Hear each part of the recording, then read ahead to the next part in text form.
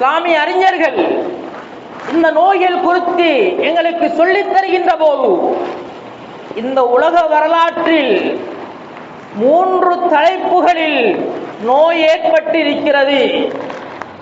அதில் ஒன்று இப்திலாஉர் ரஹ்மான், அல்லாஹ்வுடைய சோதனையாக ஒரு வகையான நோயை அல்லாஹ் ஏற்படுத்தி இருக்கிறார். இந்த நோய் மனிதர்களுக்கு வருவது சோதனை.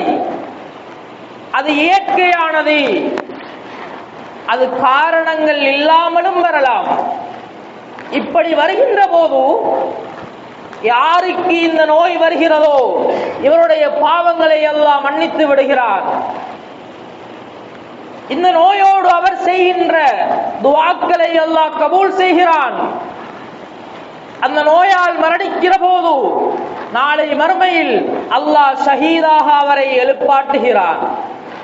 மனிதனை சோதிப்பதற்காக அல்லாஹ் இந்த உலகத்தில் தந்திருக்கக்கூடிய வகையான ஒரு நோய்.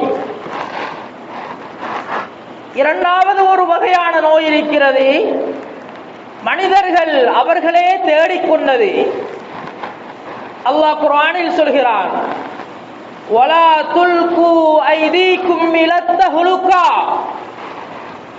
நீங்கள் செய்கின்ற கெட்ட காரியங்களால் உங்களுக்கு நீங்களே அழிவுகளை தேட வேண்டாம். மனிதர்கள் மதுபானத்தை அருந்துகிறார்கள், இதன் விளைவாக நோய்வாய்ப்படுகிறார்கள். மனிதர்கள் விபச்சாரம் செய்கிறார்கள், இதன் காரணமாக நோய்வாய்ப்படுகிறார்கள். மனிதர்கள் போதைகளை பாவிக்கிறார்கள், இதன் விளைவாக நோய்வாய்ப்படுகிறார்கள். போக்குவரத்து அந்த அறிவுறுத்தல்களை மீறி வாகனங்களை ஓட்டி இதன் மூலமாக விபத்துக்கு ஆளாகிறார்கள், இதன் மூலமாக நோய்வாய்ப்படுகிறார்கள். இது இவர்கள் தேடிக்கொண்ட விளைவு. தற்காலத்து அறிஞர்கள் இந்த வகையான நோய்களை பற்றி சொல்கின்ற போது இதில் யாராவது மரணித்தால் அவர்கள் தற்கொலை செய்ததற்கு சமனான தண்டனை இருக்கிறது. எங்களுடைய போக்குவரத்து விதிகளை மீறி வேகமாக சென்று ஒருவர் வஃபாத்தாகிறார் என்றால் அவர் செய்தது தற்கொலை.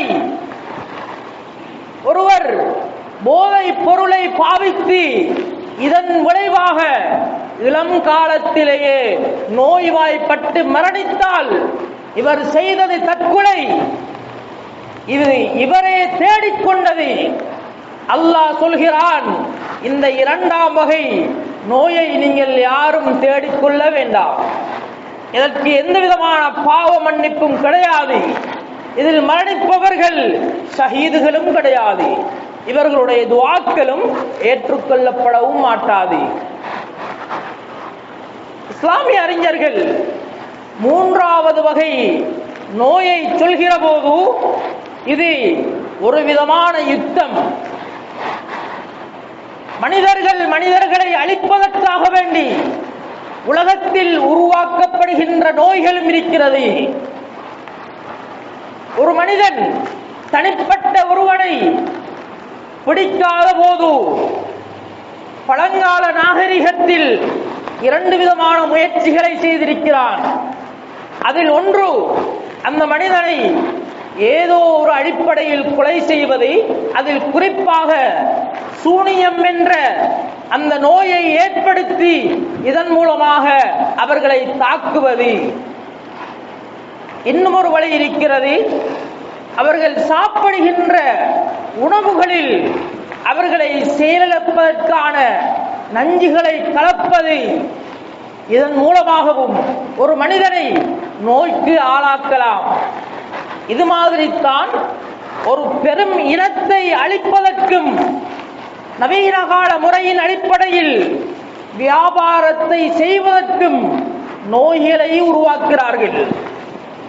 இந்த நோயை இந்த திட்டத்தில் யாராவது உருவாக்கி அதன் மூலமாக பாதிக்கப்படுகின்றவர்களுடைய முழு பாவங்களையும் உலகத்திலும் நாளை மறுமையிலும் அவர்கள் ஏற்க வேண்டி இருக்கிறது.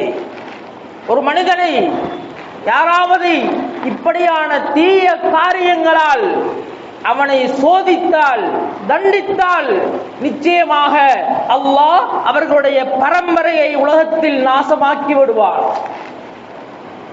அது மாத்திரமல்ல, நாளை மறுமையில் திரும்ப திரும்ப அந்த வேதனையை அல்லாஹ் அவர்களுக்கு உணரக் கொடுப்பார். எப்படி இருந்த போதிலும் இந்த 3 விதமான நோய்களில் இருந்தும் ஒரு மனிதன் தன்னை காத்துக் கொள்வது இஸ்லாமிய அடிப்படையில் சுன்னாவாக இருக்கிறது.